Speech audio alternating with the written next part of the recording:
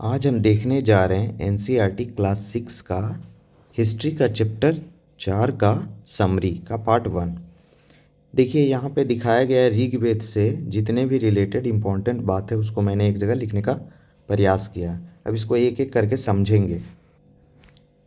यहाँ पे लगभग 11 मेन पॉइंट को दर्शाया गया है और 4 वेद थे, ऋग्वेद, सामवेद, यजुर्वेद, अथर्ववेद।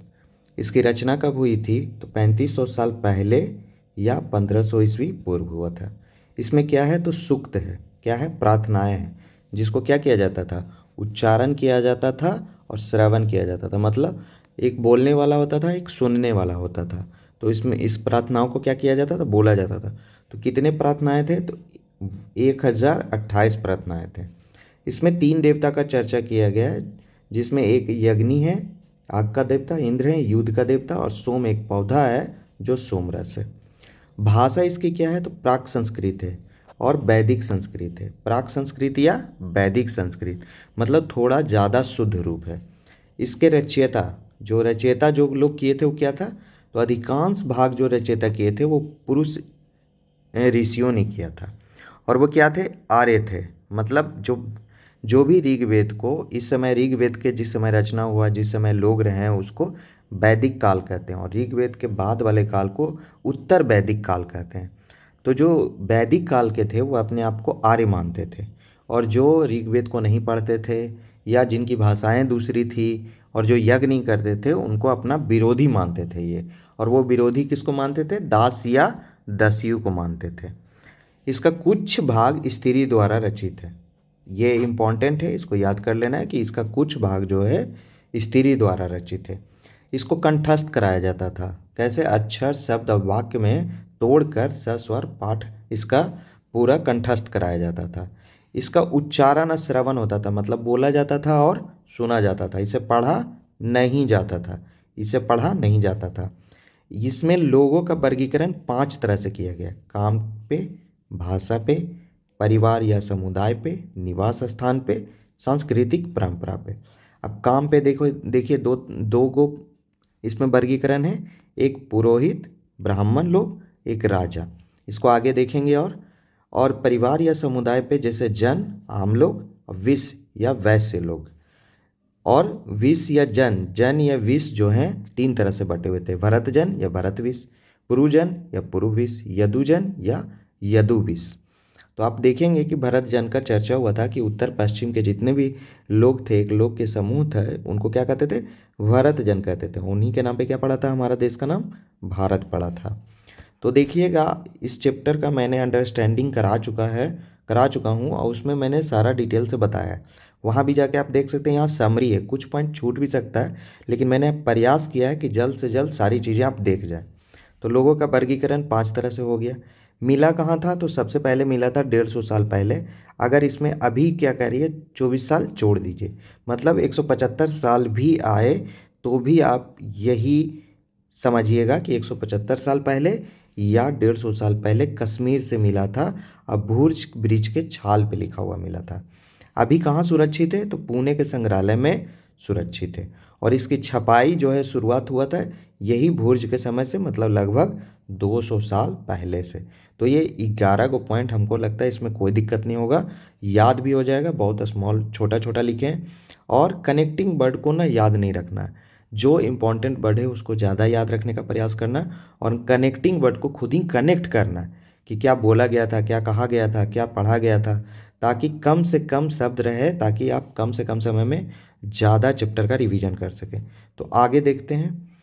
अब इसमें ऋग्वेद की प्रार्थनाएं या सूक्त को मैंने अलग कर दिया। सूक्त का मतलब क्या होता है? तो मतलब होता है अच्छी तरह से बोला गया, जिसको बहुत अच्छा तरह से बोला गया हो, जिसे गा के बोला गया हो, या वार्तालाप भी किया गया हो तो ऐसा लग रहा हो जैसे कि कोई बहुत ही अच्छा आदमी लोग बोल रहे हैं। रचे गए ऋषियों द्वारा। और किस लिए रचे गए? तो देवी देवता की स्तुति में रचे गए। किस लिए रचे गए? देवी देवता की स्तुति में। तो ऋषियों द्वारा, जो अपने आप को क्या कहते थे? आर्य कहते थे, और वो यज्ञ करते थे और वैदिक संस्कृत भाषा में बोलते थे। ठीक है। और जो इनके विरोधी थे उनको क्या माने? वो दास या दस्यु माने। वो यज्ञ नहीं करते थे और दूसरी भाषाएं बोलते थे। अनेक प्रार्थनाएं क्या है? किस लिए है? तो अनेक प्रार्थनाएं मवेशी पे के लिए है, पुत्र के लिए है और घोड़ों के लिए। यज्ञ में जो है मवेशी पाने के लिए कुछ प्रार्थनाएं हैं, कुछ पुत्र प्राप्ति के लिए प्रार्थनाएं हैं, कुछ घोड़ों की प्राप्ति के लिए प्रार्थनाएं हैं। और सारे प्रार्थनाएं अगर ध्यान दीजिएगा तो सारे के सारे एक दूसरे से इंटरलिंक्ड हैं। मवेशी के लिए युद्ध करते थे और युद्ध में चूंकि पुत्र मर जाते थे इसलिए पुत्र की कामना की जाती थी, और युद्ध में क्या है, घोड़ों का इस्तेमाल होता था, इसलिए ये सारी प्रार्थनाएं रचित किए गए थे। वार्तालाप रूप में है ऋग्वेद की प्रार्थनाएं या सूक्त जो है वो किस रूप में है? वार्तालाप रूप में है। जैसे व्यास और सतलज नदी से विश्वामित्र जी क्या कर रहे हैं? वार्तालाप कर रहे हैं। उसमें एक कहानी दिया गया है कि हे देवियाँ हमें जाने दो। तो उसमें क्या है, यातायात के दो साधन का भी चर्चा किया गया, या तो घोड़ा से जा रहा होगा या तो रथ से जा रहा होगा। यहाँ पे ज़्यादा क्या है, रथ लग रहा है कि रथ से जा रहे हैं। और वो व्यास और सतलज जो नदियाँ हैं उनको देवियाँ माना जाता है। क्या माना जाता है उनको? इन नदियों को देवियाँ माना जाता है। देवियों से कह रहे हैं कि हमें जाने दियो, हमारे रथ के जो मिडिल वाला पहिया है उससे ऊपर पानी मत ले जाओ ताकि हम आसानी से जा सकें। उल्लेख क्या है इसमें? तो उल्लेख है तीन देवता के बारे में उल्लेख है जो पहले भी पढ़े, और दो नदी के बारे में, नदी और भी बहुत सारा नदी के बारे में उल्लेख है, लेकिन गंगा और यमुना के बारे में सिर्फ एक बार उल्लेख है, सिर्फ एक बार उल्लेख है। सिंधु का ज़्यादा बार उल्लेख है और उसकी सहायक नदियों का भी उल्लेख है वहाँ पे। तो इस तरह से ऋग्वेद की प्रार्थनाएं या सूक्त के बारे में हम पढ़ लिए। अब आगे देखते हैं, आगे क्या है, राजा। तो राजा के बारे में हम पढ़ेंगे, एक दूसरे से कंपेरिजन करेंगे तभी क्लियरिटी आएगा। एक जगह ये कहीं नहीं लिखा हुआ है लेकिन हमने इसे एक जगह लिखा है ताकि आपको पूरा समझ में आ जाए। तो ऋग्वेद के राजा 3500 साल पहले और चीन के भी राजा 3500 साल पहले, लेकिन दोनों अलग अलग काम करेंगे। नहीं क्या था? तो मृत्यु के बाद उनका बेटा शासक नहीं बनता था, उनकी राजधानी नहीं थी, महल नहीं थे, अस्थाई सेना नहीं था और कर नहीं वसूलते थे। तो नहीं क्या था? 5 गो। ये इंपॉर्टेंट है, याद रखिएगा। ऋग्वेद के राजा क्या करते थे? तो अधिकांश पुरुष युद्ध करते थे, सभा में लोग मिलते थे। सभा में क्या करते थे? सभा में लोग मिलते थे, सलाह मशवरा करते थे। किस पे? तो युद्ध पे और शांति के लिए। बहादुर एवं कुशल योद्धा को अपना सरदार या राजा चुना जाता था, इसीलिए तो मृत्यु के बाद बेटा उसका शासक नहीं बनता था। सिद्ध करना होता था कि हाँ हम सरदार बनने लायक हैं, हम राजा बनने लायक हैं। लेकिन जब आगे डेवलपमेंट हुआ तो महाजनपद के जो राजा थे उनकी राजधानियां भी होने लगी, वे किले भी बनाने लगे, वे महल भी में रहने लगे और वे सेना भी रखने लगे, उनको वेतन भी देते थे और कर भी वसूलते थे। चीन के राजा क्या करते थे? उसी समय चीन के राजा महल में, शहरों में रहते थे और महल बना के रहते थे। उनके पास बेशुमार दौलत थी। नकाशीदार बर्तन में खाना खाते थे, कांसे का नकाशीदार बर्तन होता था उसमें खाना खाते थे, लेकिन लोहे का इस्तेमाल नहीं जानते थे। युद्ध युद्ध क्यों करते थे और उसमें क्या मिलता था? तो क्या मिलेगा? धन मिलेगा। तो युद्ध क्यों करते थे? अच्छी चारागाह जमीन के लिए करते थे, पानी के स्रोत के लिए करते थे, दास के लिए करते थे, और जो युद्ध करने के बाद जो मिलता था वो धन, वो क्या होता था? पुरोहित में बांट दिया जाता था, सरदार या राजा में बांट लेते थे, और जो बचा खुचा धन होता था उसे आम लोग में बांट कर, और उसके बाद जो बचता था यज्ञ किया जाता था। उस धन से क्या किया जाता था? यज्ञ किया जाता था, सुख और शांति के लिए। और उस यज्ञ में क्या दिया जाता था? घी, अनाज और जानवर की आहुति दी जाती थी।